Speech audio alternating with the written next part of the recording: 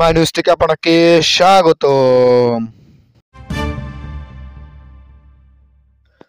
দেখতে থাকুন সর্বশেষ আপডেট বাংলা নিউজ। আমার দর্শক, এবার আপনাদের সামনে নিয়ে আসলাম নির্বাচনে আওয়ামী লীগের অংশগ্রহণ নিয়ে যে বার্তা দিলেন সিএসি।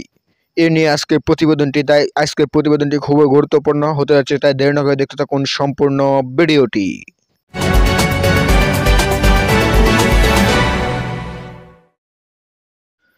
নির্বাচনে আওয়ামী লীগের অংশগ্রহণ নিয়ে যে বার্তা দিলেন সিএসি। অতীত থেকে শিক্ষা নিয়ে গণমানুষের চাওয়া পূরণে কাজ করবেন বলে প্রতিশ্রুতি দিয়েছেন নবনিযুক্ত প্রধান নির্বাচন commissioner CSE ASM Mohammad Nasir Uddin. রোববার 24শে নভেম্বর শপথ নেওয়ার পর বিকেলে প্রথমবারের মতো নির্বাচন কমিশন ভবনে আসেন সিএসি ও অন্য 4 কমিশনার। এ সময় কর্মীদের সঙ্গে আলাপকালে তিনি এমন মন্তব্য করেন। সিএসি নির্বাচন আয়োজন নিয়ে বলেন, সংস্কার কমিশন সহ সবার পরামর্শ নিয়ে যখন মনে হবে ভোট করা যাবে তখন ভোটের তারিখ দেব। এর আগে ভোটের সময় নিয়ে কিছু বলা সম্ভব না।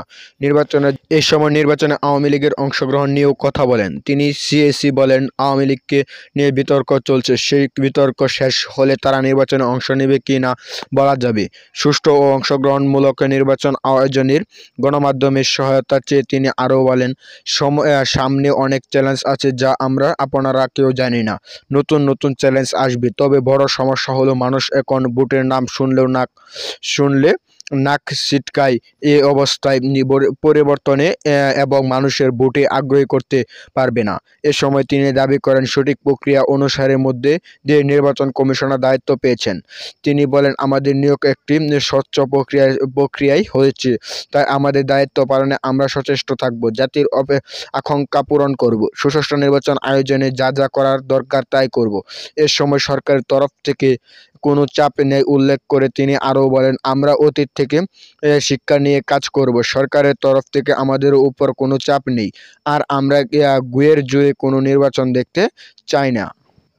আর আগে দুপুরে সুপ্রিম কোর্টের জাজেস লাউঞ্জে শপথ নেন সিএসি নাসির উদ্দিন। এ সময় আরও 4 কমিশনার, সাবেক অতিরিক্ত সচিব আনোয়ারুল ইসলাম সরকার, অবসরপ্রাপ্ত জেলা ও দায়রা জজ আব্দুর রহমানের মাসুদ, সাবেক যুগ্ম সচিব তহমিদা আহমদ ও ব্রিগেডিয়ার জেনারেল আবুল ফজল মোহাম্মদ সানাউল্লাহ ও শপথ নেন। এই ছিল আজকের প্রতিবেদনটি। এরকম নতুন আপডেট সবার আগে পেতে হলে নির্বাচনের খবর অবশ্যই আমার চ্যানেল সাবস্ক্রাইব করে পাশে থাকা বেল বাটনটি অন করে রাখবেন, যেন এরকম নতুন আপডেট সবার আগে পেতে পারেন। ধন্যবাদ। দেখা হচ্ছে পরবর্তী নতুন ভিডিওতে। সে পর্যন্ত ভালো থাকেন, সুস্থ থাকেন, সে কামনা করে বিদায় নিলাম। আসসালামু আলাইকুম ওয়া রাহমাতুল্লাহ।